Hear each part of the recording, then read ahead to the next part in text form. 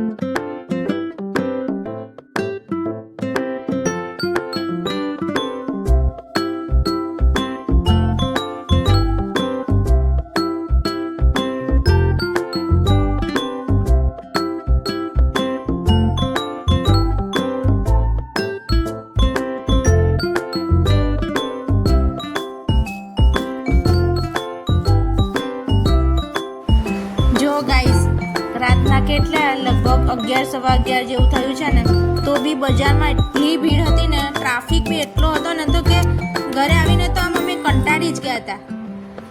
અત્યારે કેવું તહેવારનો ટાઈમ છે ને તો મોડા સુધી દુકાનોને એવું ખુલ્લું હોય છે. અમે લગભગ 8 વાગ્યાના નીકળેલા તો બી અમને ઘેર આવતા આવતા તો 12 વાગ્યા જેવું થઈ જ ગયેલું કે ત્યાં બધે ટ્રાફિક ને એવું બહુ બધું હોય છે બધું.